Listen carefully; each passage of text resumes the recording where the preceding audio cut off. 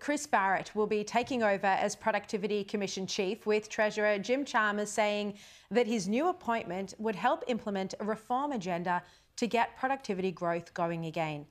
But others aren't so sure. Chris Barrett was Chief of Staff to former Treasurer Wayne Swan in 2007, and Chalmers served as his deputy. So is this a productivity appointment or a political one, as the opposition claims? Well, our business editor, Ross Greenwood, joins me now. Ross, welcome to the show. What is your view of Barrett's appointment? Barrett clearly is an academic who has practical experience as well, and therefore could be well qualified to do this job.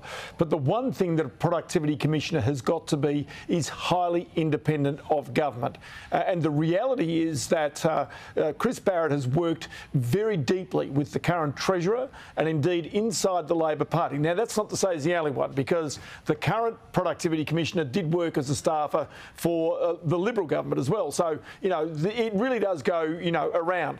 But the point is that at a time when productivity and the lack of productivity in Australia is driving up interest rates, is effectively holding Australia back as a nation, you need a strong and bold productivity commissioner who is prepared to give it between the eyes to the government of the day and effectively tell them things that may be unpopular and indeed that they don't want to hear. The problem is that if this is really a cosy appointment, and we're yet to see whether it will be or not, then under those circumstances the government may not get the message it really does require to get this country moving again. Ross, I want to ask you about the new industrial relations reforms that the Labor government is introducing, a new set again. This time, well, the government says that it will allow casuals who are effectively working full-time hours to easily transition to full-time employment after 6 months. They say that they'll be able to access benefits like sick pay and annual leave. But businesses are in uproar about these changes. They say it will cause a legal and recruitment headache. What's your view? And is this an example of industrial relations reform affecting productivity? Well, this is precisely right. I mean, do you want an incentive to employ a person, or do you want a disincentive? The problem that most politicians never understand, because they've never been in a business, is that a business is either growing or it's shrinking.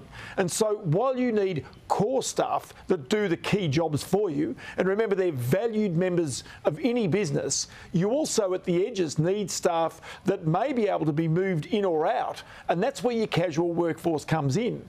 Now, the reality is, Tony Burke says, well, look, people don't have to actually sign up to this and want to become, sort of full-time employees. But the reality is that the employer doesn't really get the choice also to say when a person comes to them, listen, I want to go from being a casual to a permanent.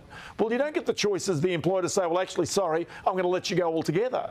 So this is where really the flexibility is building in one way, but not the other. And already there's a mechanism there that after 12 months, this can already be done under current legislation. So why this needs additional legislation is something that is, I think, befuddling the business community. And again, this is where productivity does not go forward when it makes it harder or a disincentive to in fact take people on either as casuals or as full-timers. It seems crazy. And we've got unemployment at close to 50-year lows. It's not as though really we're battling for people to find jobs. There are many people who choose to be casuals because guess what? They get the higher rate. Yeah, look, it definitely seems like there are contradictory policies happening here. Ross Greenwood, thank you very much for your time. Okay.